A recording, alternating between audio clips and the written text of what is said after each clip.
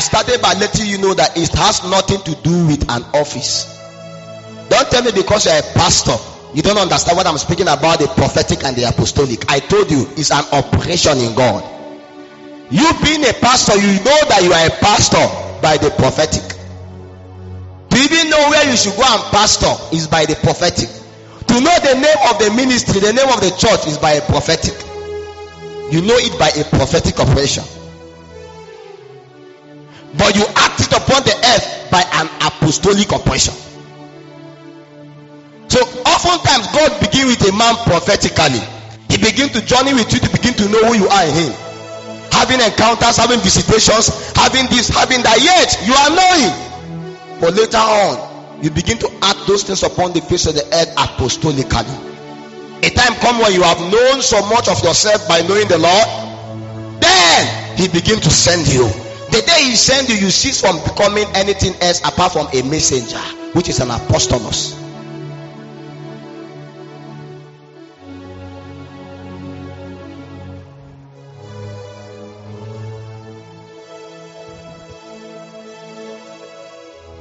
One of the things that we are lacking in the body of Christ right now is that men have underestimated the power of the prophetic and the apostolic.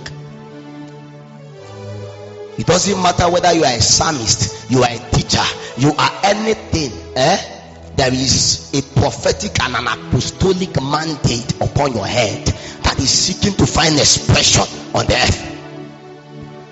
God began with the children of Israel, but do you know the children of Israel were actually a prophetic generation? Do you realize that? Yes, they were a product of prophecy. The children of Israel were actually, all of them were in the womb of Abraham. And although we thought Abraham married the wrong woman, right? But yet again, it didn't stop it. It still advanced again to Isaac. It advanced again to Jacob. And we thought Jacob still married what? The wrong woman. You may say Leah is not part of the prophecy, but part of the children of Israel were actually children of Leah. Is the prophetic. And out of those 12 children became what? 12 families. Out of those 12 families became 12 tribes. 12 tribes, 12 clans, 12 clans, 12 nations. Right? And right now they are now immortalized to be part of the new Jerusalem to come. Everything that God did in the Old Testament was upon the strength of these 12 tribes. 12 prophetic tribes. And everybody that is not part of them is a waste. No one is remembered as a covenant practitioner of the heritage of God if it's not part of the 12 tribes. It was because they were actually a prophetic example of what God intended to do. But God did not want to stop there because God became greedy. He wanted to reach out apostolically to the whole creation.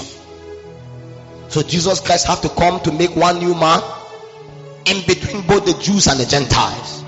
Because the Gentiles have no business to be part of the 12 tribe of Israel. I don't know whether you are from the tribe of Dan, or you are from the tribe of Zebulun, or you are from the tribe of Issachar. You are not from anyone. If Jesus Christ did not come, you are a vagabond. You don't see why Jesus is our last hope, because we don't belong to any tribe. So much as we emphasize the prophetic, when you begin to join in the prophetic, it connects you back to the tribe of Israel. The only advantage you are going to have is actually the apostolic, which is no longer upon the original prophetic word God began with, but upon the strength of the working of Jesus Christ. Because everything apostolically was represented in the life of Jesus, and it was consolidated upon the lives of the 12 apostles. The 12 apostles were not sitting upon an office of the apostolic. No. Sorry, an office of apostles. No. They were not apostles because of Ephesians 4. They were apostles because they were sent. Because among the 12 of them, some of them were evangelists, some of them were prophets, some of them were even teachers. So when Jesus Christ called the 12 to him, there may be a prophet, teacher, evangelist, whatever you call, but to the goal that he will equip them, then he can send them apostolically. So the day they became apostles is not because of Ephesians chapter 4. No, it was because there was a mandate upon them to represent. And the mandate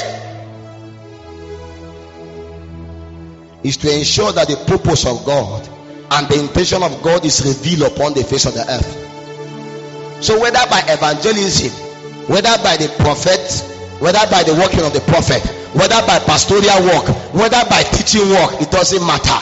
Let Jesus be revealed. And that is why anytime you go to a place that does not have the operation of the prophetic and the apostolic, you will never grow. The reason why you will never grow is because they have neglected a protocol. The goal is that you understand who you are in God. Then you have to now begin to understand what is the mandate and the demand of God upon your life. And that goes beyond your sinning. That goes beyond your mistakes. That goes beyond your poverty. That goes beyond your academic. That goes beyond anything about your life. It has nothing to do with your qualification in the flesh. It has everything to do with your alignment in the spirit.